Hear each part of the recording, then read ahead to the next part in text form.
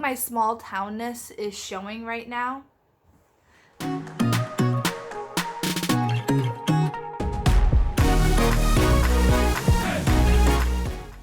Hey, what's up? Hello, it's Lit Life with Miranda Reads, and today we have part 2 of my LGBTQ+. So originally, when I was making a video for Pride Month, I had around 40 or so books that I was like, yes, I love these Pride books. I narrowed it down to around 20 or so, and then I noticed that there's 2 different themes between the books. Ones that I loved and I was there for, and ones that I loved and that I learned from. So I already did the ones that I loved and I was there for. So today we're gonna do the ones that I loved and I learned from. What I tend to do is when I hit a concept that is new to me, especially when I was younger, I would try and find a book about it with a main character who embodies that concept. So these are the books that were really hard-hitting for me back in the day when I really didn't know that much. So without further ado, let's get started. Now, I remember this book, I read it when it was first coming out. I was around 12 or 13. So at that time, I understood the concept of being gay. It made sense to me. Some boys like boys, some girls like girls. In my opinion, as long as you're hurting nobody, do whatever you need to do to make yourself happy, to make yourself feel accepted and make you feel the best possible you. The very first book that I ever read that I encountered a queer character in is Holly Black's Tithe series. The entire plot focuses on our main character, Kay, who finds out when she's in her teens that she's actually a changeling, and she has to try and find her way in Faerie society, and Faerie society starts leaking into her real life. There's a side character named Cornelius, and he was gay, and it was the very first time I read a gay character. I remember thinking as I was reading it, oh, that's how that works. I understood the concept, but I had never seen it like kind of play out in a book. And at that point I was like, oh, okay, that makes sense. I get it. And then I was immediately rooting for Cornelius. I felt his struggles as I read them against society, against his friends, against his family. And it really brought up empathy for a situation that I previously thought I had empathy for, but it was only once I had read his story that I kind of got a broader concept of what happens if you are gay and you're not in an accepting environment. Once I read this one, I kind of got introduced to the concept and I really wanted to read more gay characters. Of course, me being 12, at that point my knowledge was sometimes there are gay characters in literature and you just find them on your own. Sometimes it's just a surprise. So the next one I found was Out of the Pocket. And I typically don't read sports books, but that cover and that title made me think of Out of the Closet. And I had heard on the bus someone say like, oh, well, so-and-so's coming out of the closet. And at that time, like, it wasn't something that was familiar in my language. So when I saw the title of the book, Out of the Pocket, I was kind of like thinking, pocket closet, maybe? So I picked it up and I read it, and it's all about Bobby, and he is gay and he's on the football team. He was afraid to come out to his team members, he's afraid to come out of his coach, and he's afraid to come out to his family. He doesn't want to be treated differently, but at the same time this isn't something that he can hide from himself any longer. So then when I read Out of the Pocket, that put me in Bobby's shoes, and for the first time I was kind of really horrified by the treatment of him, and it really hit that concept home for me. So I will forever love that book because it was the one that taught me how other people are treated and the effects of it. After reading Bobby's book, I felt better because I now knew what to do if someone were to come out to me. I mean, in my middle school there was like 25, 27 of us, so like we were really small. But to me it was important that I knew how to handle a situation if it were to happen. So after reading Out of the Pocket, I read a few more coming out books. The next one I read that I really kind of like seared into my memory was Hero. This is a world full of superheroes. We follow Tom, and he has some powers. He gets put in this group of other ragtag superheroes, and they have to try and save the day despite them not being the best sort of power mashup. And I remember reading that one and kind of really loving the fact that there are gay characters out there whose focus isn't to come out. Because I was a little bit worried at that time that there were only books that I was finding where the characters were coming out and it was painful and it was heart-wrenching. So when I read Hero, and it was the very first one where we didn't have that huge emphasis on that anxiety and that sadness and depression, I felt really relieved, and I was like, okay, thank goodness there are books out there where the gay characters are happy. I believe my small townness is showing, so forgive me for that. In middle school-ish, I understood the term trans as somebody who was born in one gender, but they want to live their lives as another. And conceptually, I got that concept. I was like, okay, if you want to do that with your body, that's fine. For me, at least personally, it was a little bit more difficult to understand why. Like the feelings behind that and the desperation behind that. At that time, my house, we didn't have the internet. I guess again lets you know how old we were. We didn't have the internet, and I didn't want to Google things at school about this. So I kind of kept going to the library to try and find books from those perspectives so I could understand. And the very first trans book I ever found was called Parrotfish. So this one focuses on a girl named Angela, and she decides to come out as Grady and switch her pronouns to he and him. And this was the very first time where I saw a transition in a book, and it's actually pretty much seared in my memory. Like, we're talking, this is over a decade since I've read it, and I remember so much of the plot because it had such an impact on how I saw the world. We watch Angela in the beginning and we get to learn about her issues and how horrible she felt, and then we got to watch her transition into Grady and how he felt so much better about himself and he felt so strong, but we also saw the bullying at both stages.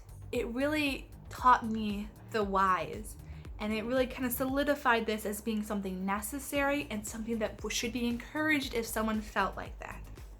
So I will forever love that book for introducing that to me. I was still reading lots of LGBTQ plus books as I was finding them. I found some of my absolute favorites, which are I put in the other video because those ones were more fun and a little bit less impactful in terms of changing my worldview. So then the next one that I read that I really remember going, oh, is actually Caitlyn Jenner's memoir. Remember when Caitlyn Jenner came out and the whole world, I felt, was behaving disgustingly. And I think it's just because her family was so in the media for this, for that they thought it was all right to essentially bully her over her coming out and her decisions. Again, this is something where I conceptually got it. Like, some people take longer to come out, but I never read a book where someone who decided to delay and what those reasons are and what made them decide that they had to come out in their 50s opposed to when they were younger. So I read her memoir, but the descriptions of her struggles and the descriptions of how painful it was to hide herself over those years, it really got to me in a way where I was very much surprised and I was very much impressed by her courage of coming out. And it also really helped me really understand why someone would hide it for so long, even if they have money, if they have influence, if they don't really seem to have a huge barrier. There's always something that we don't know. And I absolutely loved that book for that reason. I remember hearing on the news that some kids as young as like 3 or 4 were making a transition. I wasn't sure how to think and feel. My instinct was a little bit like, that seems really early. And when I would read news articles about how they knew that their child wants to transition, they would say like, oh, well, he wanted to only play with girly things and he wanted to only wear dresses. And I remember thinking, okay, but that doesn't seem like enough to have a child who doesn't understand all of the nuances of life to make that decision. And that's one of the reasons why I love books, because it puts you into someone else's shoes and puts you into someone else's perspective, and you honestly get to learn so much more. So then I saw the book Being Jazz, My Life as a Transgender Teen by Jennings. And this is written by her when she was a teenager, and it took her perspective on life when she was allowed to transition when she was very, very young, and how it was like growing up as a transgender child. Now for this book, so on the one hand, there are really great things about it. One, it introduced me to what it felt like being raised transgender, being allowed to transition very, very early. However, it didn't really answer my questions. Jazz goes through the book and she talks about her life, and I feel like it does a great job showing a teenager's perspective if they were asked to write a memoir. However, I also feel like there are so many things that are happening in the background when you're a child that really affect a parent's decision to raise a child transgender. And she did touch on it slightly, but it wasn't enough to satisfy my curiosity, and it ultimately left me with more questions than I had starting the book. And then I've been kind of looking for a book that kind of, from the parent's perspective, what was it like to raise a transgender child? And I found it. Well, actually, Tucker, the reader, found it, and he had me read it with him, and it was actually such a eye-opening experience. I'm talking about the book What We Will Become, and the main character is a mom, and her daughter exhibits very, very young age a desire to be viewed as a son. And we start off the book with the mother's life and the mother's struggles with religion.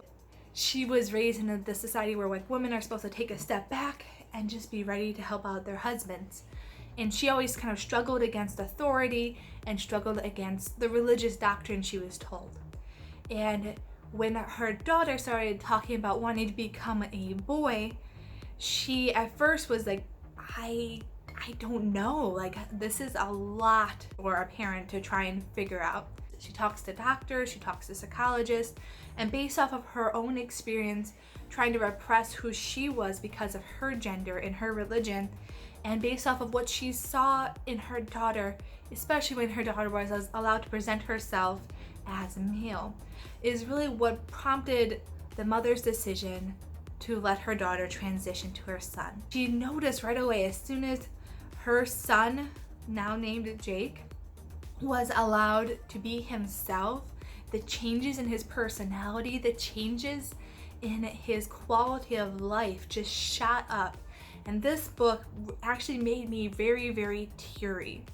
And it just, it really hit home how this is an important thing, and honestly an essential thing to allow kids to transition, and even when they are super, super young. And honestly, if you were like me and you're just kind of like on the fence, you just feel like you don't know enough about that concept to make an informed decision, I highly recommend reading What We Will Become, because that book really hit that concept home. So I highly, highly recommend that one. So I remember a while ago, remember those bathroom laws and everything that we were hearing about on the news? I remember reading about those and going, well, that seems like a horrible thing to put into law. And I wanted to read more about that. When the folks at Crown Archetype offered to send me Tomorrow Will Be Different by Sarah McBride, I leapt at this book. So Sarah McBride, she is transitioned, she works in politics, and she advocates for trans rights and other LGBTQ plus rights. It also talks about her own personal struggle and her own personal journey as she transitioned. When I read this book, it went from a yes, I support this, to yes, this needs to be done now. What was different was when I was reading articles online, it was just kind of like facts. But when you read a book, you have amazing connections to it. You have these connections, emotional, and you understand it on a different level. And I feel like this is what happened here. Like this book, at one point, it had me crying. And I don't cry I cry easily at commercials and movies and YouTube videos, but books, they don't make me cry. This one had me bawling. So like, it is so well written, and I really recommend it if you are curious about trans rights. Also, if you just want to hear someone's journey and what they did to try and make a change, I recommend this one so much. It was so good. So the last book I have for you today is actually one that I've been looking for a long time. I just never found it. And it was actually suggested by Jana, and when I saw what it was about, I was like, thank you. I've been looking for a book like this. So in this book, we have Ben, and he starts off the book coming out to his family as non-binary. From there on, Ben uses they and them pronouns. And once they come out as non-binary to their parents, Ben gets kicked out of the house and has to live with their sister. It's like a slice of life book where you live in the perspective of someone who's non-binary. Whenever I read about non-binary, it was very easy for me to get it as ze/zer pronouns. That was fine for me. Whenever I would read an article and it would have they, them, I felt like my brain had a mental block. Whenever I would try and read a sentence where a single person was using they and them, I kept looking for the plural or what other group of people are in this scene. And it was a big struggle for me just to wrap my mind around the change in grammar rules, which I feel like is a very strange thing to be hung up on. I feel like most people who are upset about non-binary are upset at way different things. And here I am with like my little corner of the universe going, how does they and them work? So when I read I Wish You All the Best, we had a whole book with they and them pronouns. Something about reading that book and hearing those pronouns used in various sentences and various situations, it clicked in my head. Like, it's not perfect, but it's also not where it was. Well, I strongly feel like this is a fabulous book. One, because it introduces a non-binary main character in such a wonderful way that you can instantly empathize with their situation. But it also helps introduce they and them pronouns and how to use them and why they are important to use. And I feel like more people need to read it as well. Thank you so much for watching. Thank you so much for coming on this journey with me. One of my favorite quotes in this world is from Little House on the Prairie by Laura Ingalls Wilder. In this quote, Laura's mother is talking to her about why education is important. The quote reads, "We start learning the moment we're born, Laura. If we're wise, we don't stop learning until the Lord calls us home." And this is something that I try to live by, and I try to do my best to embody this quote. So if I've said something wrong in this video, please let me know. I'd love to correct myself. And if these books are interesting to you, I'd highly recommend them because they were a huge impact on my growth as a human being. If you have any suggestions out there about books, I would honestly love to hear them. I would love to hear them so much. Please put them down in the comments. It would be wonderful to have a discussion with you all. Thank you so much for watching. Happy reading and happy Pride Month.